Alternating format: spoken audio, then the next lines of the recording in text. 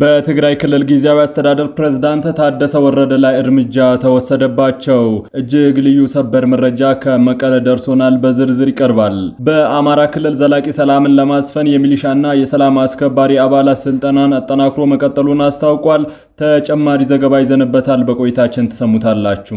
የሚፈጸሙ የዘፈቀደ እስሮች፣ በሚዲያ ላይ የሚጣሉ ገደቦች እየጨመሩ መሆናቸውን ሪፖርት አስጠንቅቋል። ውድ ቤተሰቦቻችን በዛሬው ቆይታችን እነዚህና ሌሎችንም ሀገር አቀፍ መረጃዎችን በዝርዝር ወደ እናንተ እናቀርባለን። ለቤቱ አዲስ የሆናችሁ ሰብስክራይብ በማድረግ የደወል ምልክቷን በማብራት የቤቱ አባል ትሆኑ ዘንድ በታላቅ ትህትና እንጋብዛለን። በቅድሚያም የዕለቱን የቢዝነስ ዘገባዎች አስቀድመን ወደ ዝርዝር ዘገባዎቹ እናልፋለን። ዛሬ በኢትዮጵያ ንግድ ባንክ አንድ የአሜሪካን ዶላር 153 ብር ተገዝቶ 156 ብር እየተሸጠ ነው። ፓውንድ ስተርሊንግ 199 ብር ተገዝቶ 202 ብር ከ9 ሳንቲም ይሸጣል። የአውሮፓ ዩሮ 175 ብር ከ1 ሳንቲም እየተገዛ 178 ብር ከ6 ሳንቲም የሚሸጥ ሲሆን የኩዌት ዲናር 490 ብር ተገዝቶ 499 ብር ከ8 ሳንቲም ይሸጣል። የስዊስ ፍራንክ 190 ብር ከ3 ሳንቲም ተገዝቶ 194 ብር ከ1 ሳንቲም እየተሸጠ ነው። የቻይና ዩዋን 21 ብር ከ7 ሳንቲም ተገዝቶ 22 ብር ከ2 ሳንቲም ይሸጣል። የተባበሩት አረብ ኤምሬቶች ድርሃም 41 ብር ከ6 ሳንቲም ተገዝቶ 42 ብር ከ4 ሳንቲም የሚሸጥ ሲሆን የሳውዲ ሪያል 40 ብር ከ7 ሳንቲም ተገዝቶ 41 ብር ከ5 ሳንቲም በዛሬው ዕለት እየተሸጠ ነው። በአማራ ክልል ዘላቂ ሰላምን ለማስፈን የሚሊሻና የሰላም አስከባሪ አባላትን ስልጠና አጠናክሮ መቀጠሉን አስታወቀም። በክልሉ የተፈጠረውን የጸጥታ ችግር በዘላቂነት ለመፍታት የህዝቡን ደህንነት ለማረጋገጥ የሚሊሻና የሰላም አስከባሪ አባላትን የአቅም ግንባታ ስልጠና ተጠናክሮ መቀጠሉን ገልጿል። ክልሉ ከዚህ ቀደም ከነበረው ጦርነት ወረራ ጋር ተያይዞ ከፍተኛ ማህበራዊና ኢኮኖሚያዊ ጉዳት እንደደረሰበትም አስታውቋል። በአሁኑ ወቅት የተለያዩ ታጣቂ ኃይሎች በሚያካሂዱት የትጥቅ እንቅስቃሴ ምክንያት የክልሉ ህዝብና የመንግስት የልማት ጉዞ ተገቢውን ፍጥነት እያገኘ እንዳልሆነም ገልጿል።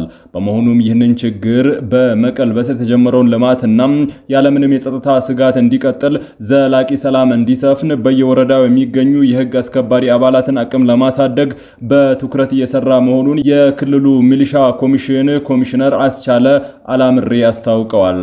ኮሚሽነሩ እንደገለጹት በክልሉ የሚንቀሳቀሱ ታጣቂ ኃይሎች ከሀገሪቱ አንድነትና ከልማት ጉዞ ጋር የማይጣጣሙ አጀንዳዎችን በማንገብ ግጭት እያባባሱ ይገኛሉ። ይሁን እንጂ እስካሁን ድረስ በተከናወነው የህግ ማስከበር ተግባራት የክልሉ ሚሊሻና የሰላም አስከባሪ ኃይሎች ከሀገር መከላከያ ከክልሉ አድማ መከላከል ፖሊስ ጋር በመቀናጀት የጸጥታ ስጋቶችን የመከላከል ስራ እየሰሩ እንደሚገኙ ገልጸዋል። አሁንም የህግ ማስከበር ተግባሩ ተጠናክሮ የቀጠለ ሲሆን በተለይም አባላቱ ወታደራዊና የህግ ማስከበር አቅምን ማሳደግ፣ በየደረጃው የሚሰጡ ስልጠናዎችን ጥራትና ተደራሽነት ማሻሻል፣ የተሻለ ስብዕናና ሙያዊ ስነ ምግባር የተላበሰ ኃይል መገንባት ትኩረት ተደርጎበታል። በቀጣይ በአጭር ጊዜ ውስጥ በክልሉ የሚታዩ የህገ ወጥ ታጣቂዎችን እንቅስቃሴ፣ ዝርፊያዎችን በመክታት አስተማማኝ ሰላምን ለማስፈን የሚያስችል ዝግጅት እየተደረገ ነው ብለዋል። ስልጠናው የአባላቱን እውቀትና የችሎታ አድማስ የሚያሰፋ ከመሆኑም በላይ ህዝባዊ ወገንተኝነት ያለው ኃይል ለመፍጠር ወሳኝ እንደሆነ ተናግረዋል። በተጨማሪም ማህበረሰቡ የአካባቢውን ሰላም በንቃት እንዲጠብቅም ጥሪ አቅርበዋል። በደቡብ ሱዳን ግጭት ሳቢያ ከ100 ሺህ በላይ ሰዎች ወደ ኢትዮጵያ መሰደዳቸውን ዩኒሴፍ አስታወቀም። በታጣቂዎች እጅ ከምትገኘው አኮቦ ከተማ ነዋሪዎች ለቀው እንዲወጡ በደቡብ ሱዳን መንግስት ሰራዊት ትዕዛዝ መተላለፉን ተከትሎ ወደ 100 ሺህ ገደማ የሚሆኑ ሰዎች ድንበር አቋርጠው ወደ ኢትዮጵያ መሰደዳቸውን የተባበሩት መንግስታት የህፃናት ድርጅት ዩኒሴፍ ማክሰኞ ዕለት አስታውቋል። በምስራቃዊ ጆንግሌ ግዛት የሚገኘው አኮቦ ከተማ የመንግስትና የታጣቂ ኃይሎች የሚያደርጉት ውጊያ ሀገሪቱን ዳግም ወደ አስከፊ እርስ በርስ ጦርነት እየገፋት እንደሆነ ነው የተገለጸው። የደቡብ ሱዳን ጦር የካቲት 27 2018 የውጭ እርዳታ ድርጅቶችን ጨምሮ ሁሉም አካላት ከተማውን ለቀው እንዲወጡ ትዕዛዝ ማስተላለፉ ይታወሳል። የመንግስት ሰራዊት ከተማውን መቆጣጠሩን ቢገልጽም በአካባቢው ግጭት መኖሩን የሚገልጹ መረጃዎች እየወጡ ነው። በመገናኛ ዘዴዎች ገደብ ምክንያት መሬት ላይ ያለው እውነታ ለማረጋገጥ አስቸጋሪ እንደሆነም ተመላክቷል። የጸጥታ ምንጮች ለፈረንሳይ ዜና አገልግሎት እንደገለጹት ጦሩ በአኮቦ የሚገኘውን ወታደራዊ ሰፈር የተቆጣጠረ ሲሆን ነፃ ቀጠና ለመፍጠር በአካባቢው ያሉ ህንፃዎችን አውድሟል። ይሁን እንጂ እስካሁን ድረስ በጉዳዩ ላይ የወጣ ይፋዊ መግለጫ የለም። ዩኒሴፍ ባወጣው መግለጫ በጆንግሌ ግዛት ያለው ግጭትና ጥቃት እየተባባሰ መምጣቱ ለህፃናት ደህንነት አስጊ ሁኔታን ፈጥሯል። በዚህም 100,000 ገደማ ሰዎች ድንበር አቋርጠው ወደ ኢትዮጵያ የገቡ ሲሆን ሌሎች ደግሞ በጆንግሌ በላይኛው አባይ ግዛት ወደሚገኙ ደህንነታቸው የተጠበቁ አካባቢዎች ተሰደዋል ሲል ድርጅቱ አስታውቋል። በአዲስ አበባ የሰነድ ማጭበርበርና የሐሰተኛ ገንዘብ ዝውውር ላይ የተሰማሩ ግለሰቦች በቁጥጥር ስር ዋሉ። የኢትዮጵያ ፌዴራል ፖሊስ ወንጀል መከላከል ጠቅላይ መምሪያ ከአዲስ አበባ ፖሊስ ጋር በመቀናጀት ባከናወነው ኦፕሬሽን በሐሰተኛ ሰነድ ዝግጅትና የገንዘብ ኖቶች ማጭበርበር ወንጀል ላይ የተሰማሩ ግለሰቦች በቁጥጥር ስር ውለዋል። በጥምር ፖሊስ ኃይሉ የተከናወነው ይህ እርምጃ በንፋስ ስልክ ላፍቶ ከተማ ወረዳ 11 ልዩ ስሙ ሀና ማርያም ተብሎ በሚጠራው አካባቢ ከህብረተሰቡ በደረሰ ጥቆማ መነሻ የተፈጸመ መሆኑ ተገልጿል። በዚህ መሰረትም በርካታ የሐሰተኛ የብር ኖቶች፣ የክብ ማተሞች፣ ቲተሮችና የተለያዩ የግልና የመንግስት ትምህርት ማስረጃዎች፣ የተሽከርካሪ መንጃ ፍቃድና የቀበሌ መታወቂያዎች መያዙን የፌዴራል ፖሊስ ገልጿል። የአድማ መከላከል ፖሊስ መምሪያ ኦፕሬሽን ምክትል ኃላፊ ኮማንደር ነጻነት ደስታ እንዳሉት ተጠርጣሪዎቹ አቶ አዝመራ ወይፍ እና አለልኝ አዲስ የተባሉ ግለሰቦች በመኖሪያ ቤታቸው መደበቂያ በማድረግ የተለያዩ የመንግስትና የግል ተቋማትን ስምና አርማ በመጠቀም ሐሰተኛ ሰነዶችን ሲያዘጋጁ እጅ ከፍንጅ ተይዘዋል። ኮማንደር ነጻነት በወቅቱ የነበረውን ሁኔታ ሲያስረዱ ተጠርጣሪዎቹ የተለያዩ የመንግስት ተቋማትን ስምና ማተሞች እንዲሁም ሌሎች ሐሰተኛ ሰነዶችን ለማጭበርበር ተግባር ለመጠቀም ሲዘጋጁ ከህብረተሰቡ በደረሰ ጥቆማ እጅ ከፍንጅ ተይዘው በቁጥጥር ስር ውለዋል። የፌዴራል ፖሊስ ይህንን መሰል ወንጀል ድርጊት ለመከላከል ህብረተሰቡ እያደረገ ያለውን ንቁ ተሳትፎ ያደነቀ ሲሆን በቀጣይም ህብረተሰቡ ማንኛውንም አጠራጣሪ እንቅስቃሴ ሲመለከት መረጃ እንዲሰጥ ጥሪ አቅርበዋል።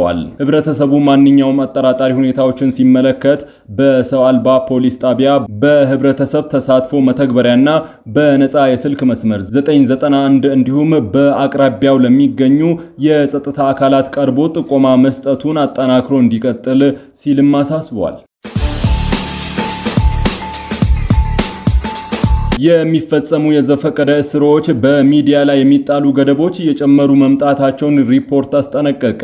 ሂዩማን ራይትስ ዎች አዲስ ባወጣው ሪፖርት በአዲስ አበባ በተለይም ዋና ዋና ዓለም አቀፍ ኩባንያዎች በሚከናወኑባቸው ወቅቶች የሚፈጸሙ የዘፈቀደ እስሮች በሚዲያ ተቋማት ላይ የታዩ ያሉ ገደቦች አሳሳቢ መሆናቸውን ጠቁመዋል። ሪፖርቱ የጸጥታ ኃይሎች የህግ ሂደትን ባልተከተለ መልኩ በዋና ከተማዋ የተለያዩ አካባቢዎች ቅድመ መከላከል እስሮችን እያከናወኑ እንደሚገኙ ገልጸዋል። እነዚህ ድርጊቶች በተደጋጋሚ መከሰታቸው ማስተካከያዎች አለመደረጋቸውን ያሳያል ሲል ሪፖርቱ አክሏል። እንደ ሪፖርቱ ግኝት ከሆነም በቦሌ በአቃቂ ቃሊቲ ክፍለ ከተሞች ግለሰቦች ያለምንም ክስ ወይም ፍርድ ቤት ሳይቀርቡ ከአንድ ሳምንት በላይ ታስረው መቆየታቸው ተዘግቧል። ግለሰቦቹ ያለምንም ወንጀል ክስ ወይም ፍርድ ቤት ሳይቀርቡ ከአንድ ሳምንት በላይ ታስረው ቆይተዋል ያለው ሪፖርቱ ይህም በህገ መንግስታዊ የተጠበቁ ድንጋጌዎችን የሚጥስ እንደሆነ አስጠንቅቋል። በተጨማሪም ሪፖርቱ በቦሌ ክፍለ ከተማ ወረዳ 6 ውስጥ ሲቪል የለበሱ ፖሊሶች 3 ግለሰቦችን ካቆሙ በኋላ ማሰራቸውን ገልጸዋል። ቤተሰቦቻቸው ማብራሪያ በጠየቁባቸው ፖሊሶች መደበኛ ክስ ባለመመስረቱ እስሩ ከሀገራዊ ጉዳይ ወይም ከወቅታዊ ጉዳይ ጋር የተያያዘ መሆኑን መጥቀሳቸውን ገልጸዋል። ሂዩማን ራይትስ ዎች እንደዚህ አይነቱ እስር አጠቃላይ ተቋማዊ ስጋት ነጸብራቅ መሆኑን ገልጿል። በትግራይ ጊዜያዊ አስተዳደርና በህዝባዊ ወያኔ ሓርነት ትግራይ ህወሓት ከፍተኛ አመራሮች መካከል ለወራት የዘለቀው የውስጥ የፖለቲካ ሽኩቻ ወደ ከፍተኛ ምዕራፍ መሸጋገሩ ተሰማም። ከመቀሌ የሚወጡ መረጃዎች እንደሚያመላክቱት በክልሉ ጊዜያዊ አስተዳደር ፕሬዝዳንት ሌተናል ጀነራል ታደሰ ወረደ ላይ ያነጣጠረ የተቀናጀ የፖለቲካ መፈንቅለ መንግስት ጥረት እየተደረገ ይገኛል። ይህ ቀውስ መባባስ የጀመረው የፕሪቶሪያ ሰላም ስምምነት አተገባበርን ተከትሎ ከፌዴራሉ መንግስት በተፈጠረው አለመግባባት ሲሆን በተለይም የፌዴራሉ መንግስት ለክልሉ የሚሰጠውን የድጎማ በጀት ማቋረጡ በክልሉ አስተዳደር ላይ ከፍተኛ የኢኮኖሚና ማህበራዊ ጫና ፈጥሯል።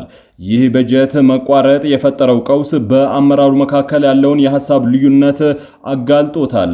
ሚስጥራዊ የመረጃ ምንጮች እንደሚያመላክቱት በህወሓት ውስጥ ያሉ ጥቂት ከፍተኛ አመራሮች መብታችንን ማስከበር የምንችለው በጦርነት እንጂ በሰላማዊ ድርድር አይደለም የሚል ጽኑ አቋም ይዘዋል። ፕሬዝዳንት ሌተናል ጄኔራል ታደሰ ወረደ ይህንን ዳግም ወደ ጦርነት የመግባት ፍላጎት አውዳሚና የሰላም ስምምነቱን የሚጥስ በሚል በጽኑ ተቃውመውታል ነው የተባለው።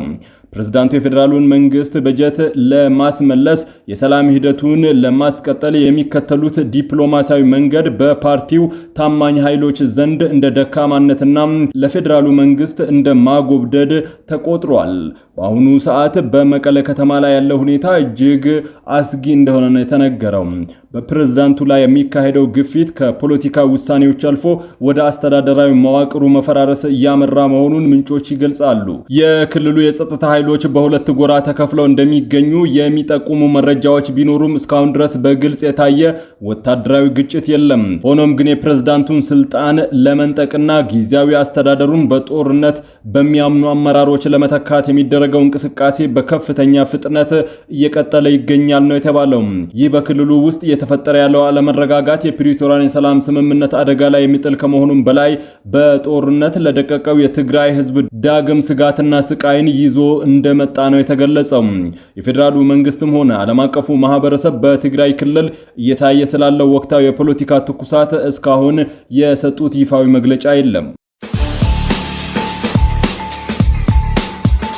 ጋዜጠኛ ዮሐንስ ብርሃኔ በፖሊስ ቁጥጥር ስር መዋሉ ተረጋገጠ። በትግራይ መገናኛ ብዙሃን ኤጀንሲና በትግራይ ቴሌቪዥን የዜና ክፍል ውስጥ በጋዜጠኝነት የሚሰራው ዮሐንስ ብርሃኔም መጋቢት 9 ቀን 2018 ምሽት ላይ 11 ሰዓት ገደማ በመቀለ ከተማ በፖሊስ ቁጥጥር ስር መዋሉ ተገልጿል። ጋዜጠኛው ከስራ ባልደረቦቹ ጋር በመሆን አዲ ሽምድት ተብሎ በሚጠራ አካባቢ በሚገኘው መርከብ ሬስቶራንት ውስጥ በነበረበት ወቅት ሲቪል የለበሱ ግለሰቦች ወደሱ በመቅረብ ለአንድ አፍታ እናናገርሃለን በሚል ሰበብ ለይተው እንደወሰዱት የዓይን እማኞች ገልጸዋል። ውድ ቤተሰቦቻችን ለሰዓቱ የመራረጥናቸው ዘገባዎች በዚህ አብቅተዋል። ከኛ ጋር በመሆን መረጃን ከጥበብ ስለተከታተላችሁ ከልብ አመስግነን ተሰናበትን። ለቤቱ አዲስ የሆናችሁ ሰብስክራይብ በማድረግ የደወል ምልክቷን በማብራት የቤቱ አባል ትሆኑ ዘንድ በታላቅ ትህትና ጋብዘን ተሰናበትን። ሰላም።